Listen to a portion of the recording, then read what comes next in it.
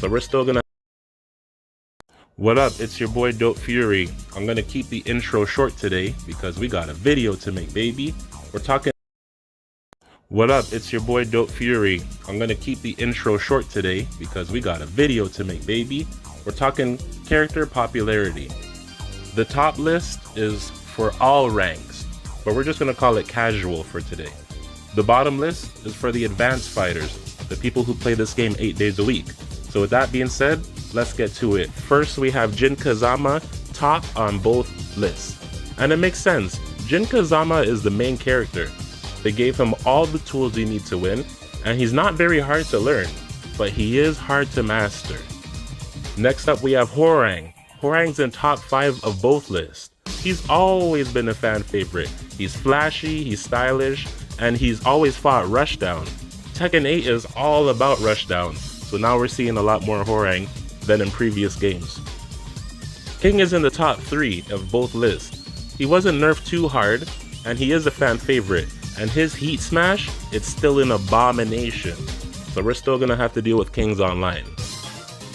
Reina, she's still very popular, and she's a new character in Tekken 8, and she was a shining star in story mode.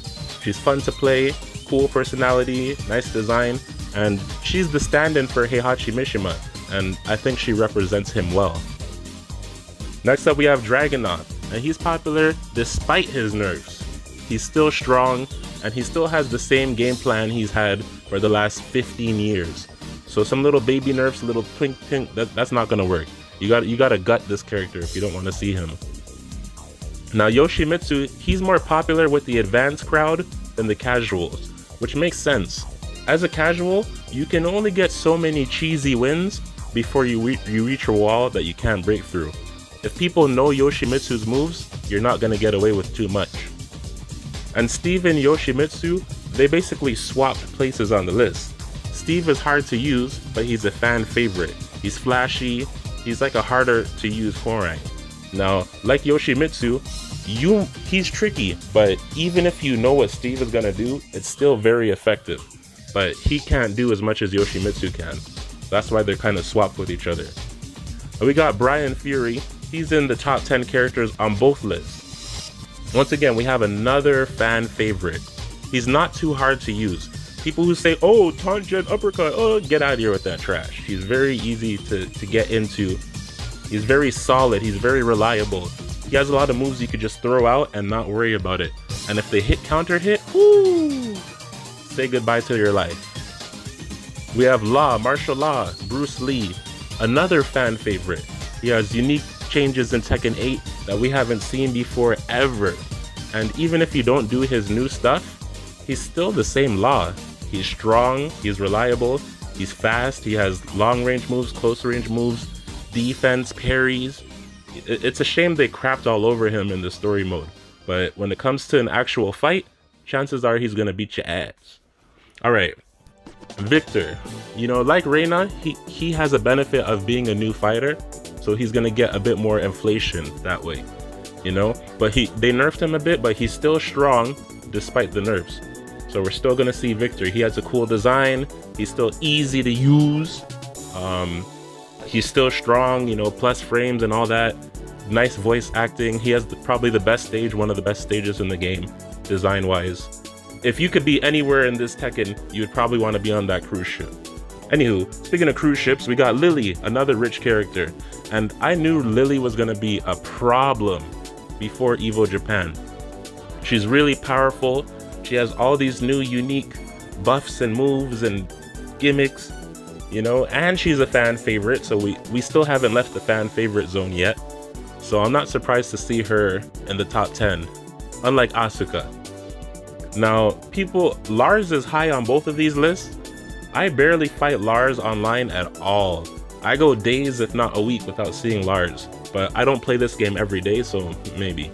But he was bottom tier in Tekken 7, but they received so many buffs for him in Tekken 8, and he was all over story mode. They really love this character, you know, unlike Elisa's just kind of in the background.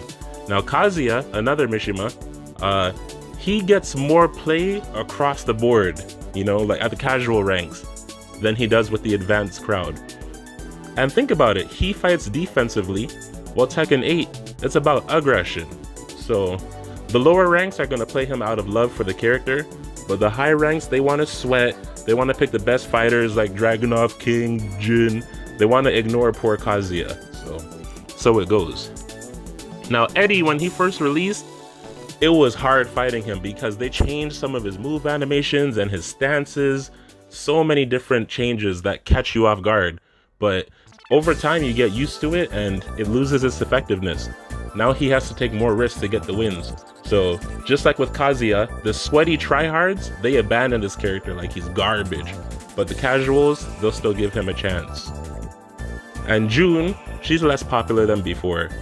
You know, she received some nerfs to her healing shenanigans, and that's all it took. The higher ranks, they abandoned this character like yesterday's garbage.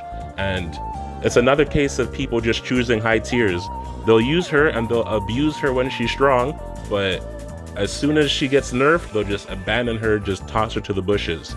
So where I'm starting to notice a trend here. I don't know about you guys, but hey, I use Paul Phoenix. We're not even at him yet. So we got Lee. Lee is the opposite of Jun Kazama. If you fight a Lee online and it's one of the high ranks, he's hard to use, but he's so rewarding when you actually learn him. So naturally, he's like the opposite of, say, like Jin and King. He's the character that the advanced fighters play that say, look, I am that dude. I'm about to flex on you. I'm about to do all these hard combos and just frames, and he's such a technical character.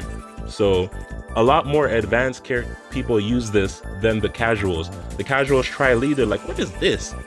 And then, you know, some of the tryhards that are just like, oh yeah, challenge accepted. And Nina Williams, same boat as Lee.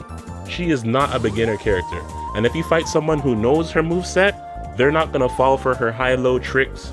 They're not gonna fall for anything. You have to work so hard to win with Nina and Lee. So you're gonna see her used in the high ranks, but at low ranks, not so much. Same with Lee. Now we get to my main, Paul Phoenix. You know, he's just in the middle of the road with an ugly ass haircut. And we gotta face it, he still plays like a Tekken 7 character in Tekken 8. Yeah, he has some cool heat mechanics, but besides that, it's just the same old Paul. You know, power creep is real, okay? He was very strong in season 1, maybe season 2 of Tekken 7, but then they started introducing all these new characters. Ooh, Fakum Ram, Break Your Guard, Kunimitsu, Lydia, and same thing here, that all these mechanics just put Paul to the bushes. So here's the one thing that I can't really explain. Why is Devil Jin so low on these lists? He's technically the main character, even though he's not, and all you have to do is drool on your controller and you win. So why aren't people using Devil Jin? You know, I'm genuinely shocked, and I can't give you a true explanation. I just have to make a guess. I guess he got nerfed a bit, and maybe people think Jin is better, so that's it. Maybe Devil Jin can't Psycho Crusher across the screen, and that's all it took. So that's kind of weird. Same thing with Feng Wei. I don't know if Feng got nerfed, or maybe it's because he has the personality of a plastic bag.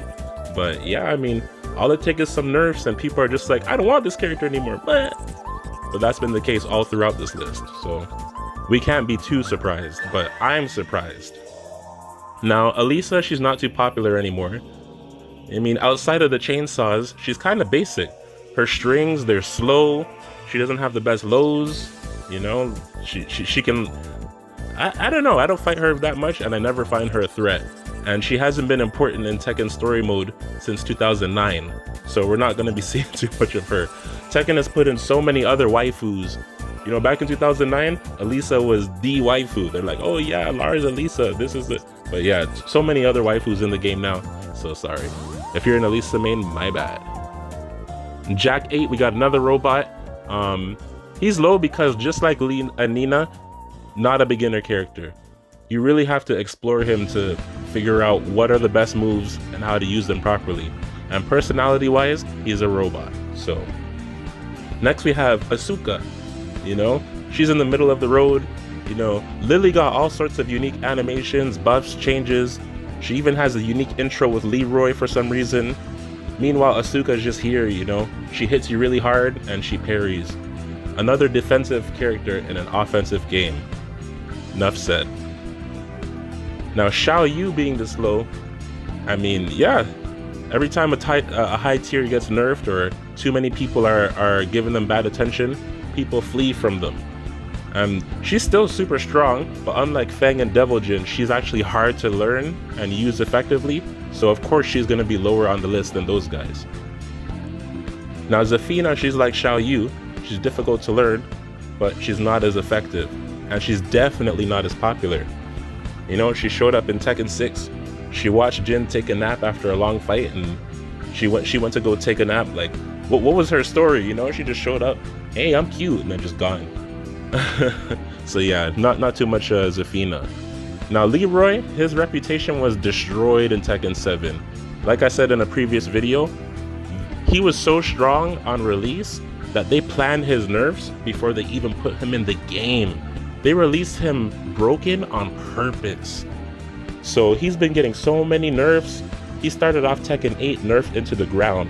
So it's gonna be a long time and a lot of buffs before we ever see Leroy near that popularity again. Next we got Raven. Raven, just like Xiao Yu, he's hard to learn, but he's less powerful. So down the list he goes.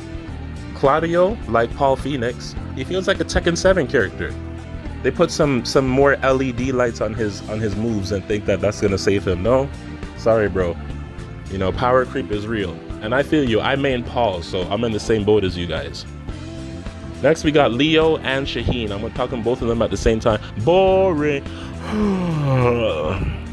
Boring. Leo should have been Bob. Shaheen should have been Miguel. You know, decent designs, but yeah, boring. Boring. Leo's rage art is like one of the worst things I've ever seen in Tekken. The Spider-Man does whatever. Yeah, no thank you. Get out of here. Looking like Bionic Commando. Get out of here with that trash. Last but not least, we have the Bears, which should not be a surprise. You know, the Bears are everything I said about Yoshimitsu, Xiao Yu, Nina, Lee. You know, when someone knows the Bears, it's really hard to win. It's hard to win when people know what your tricks are. And since Kuma is stronger than Panda, Kuma gets more love. Not to mention he's more connected, he has other rivals, and he's the pet of Heihachi, so of course we're gonna see more Kuma. Anyways, thanks for watching my video all the way to the end. I appreciate you so much. Let me know if you agree or disagree in the comment section. Other than that, it's your boy Dope Fury, the one and only, the almighty, and I'll see you in the next video.